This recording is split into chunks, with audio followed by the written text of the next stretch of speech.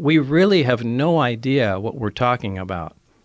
And the excitement kind of turned to dread at some point, because the amount of power we're dealing with is astronomical.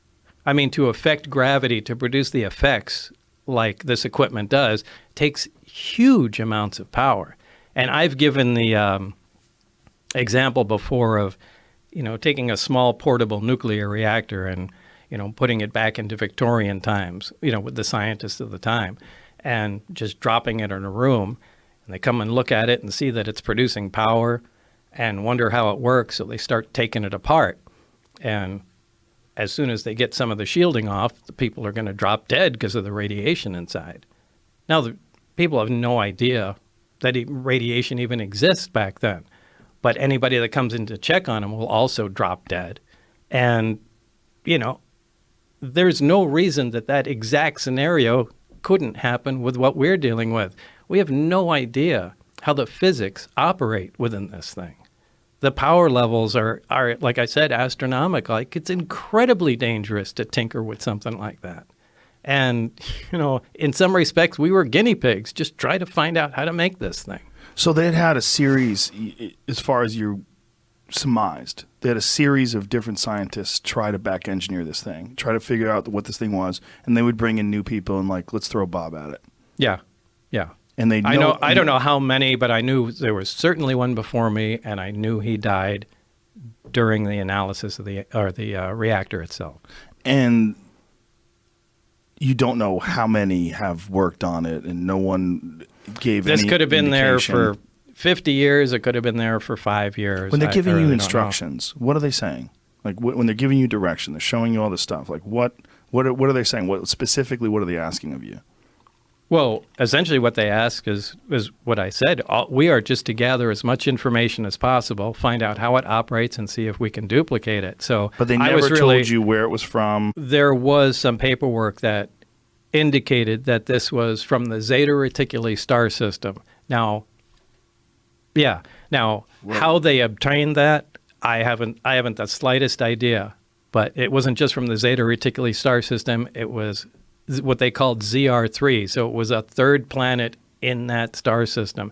So there was no other information about it other than that's supposedly where the craft came from. Now, is that true? I don't know. I have no way of verifying that. But that was printed in the same materials that referenced the reactor. Now, I looked that stuff up when I went home. And Zeta Reticuli is a binary star. Two stars that orbit one another, and it's only visible in the southern hemisphere, and it's about 30 some odd light years away.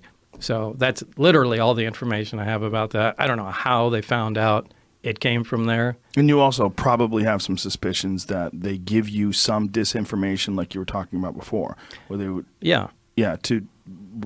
if you ever decided to talk about this, they added a bunch of nonsense to make whatever is factual look ridiculous.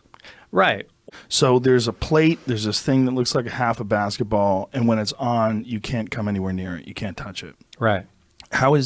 What is gravity about that? Like the concept of gravity to most people is gravity's bringing something towards it. Right. Well, I guess you would say it's anti-gravity. Mm-hmm. It's gravity shifted 180 degrees. It's, anti-gravity.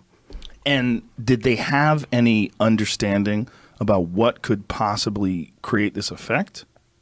Did they have any areas where they'd like you to look into? No, they knew there was a fuel source in it, and they were proficient at making it work.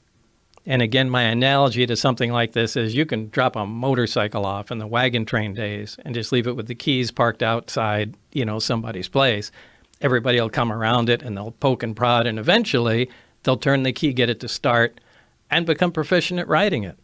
Yeah. But they won't be able to understand what the hell's going on. They won't be able to make the plastic fender, much less anything else. And I think that's exactly the state we were at. We played around with the parts long enough before I got there where they could make the reactor operate, take the fuel out, and know that it makes it work. How exactly what was going on in the reactor remained a mystery at the time. I think we made some progress on what was going on inside. But I don't think anybody really knew anything. They could just watch what was going on and make note of it. How long were you there? I'd say about 6 months or so. And what progress was made while you were there? Well, we came up with a bunch of reasonably good ideas about how the reactor worked.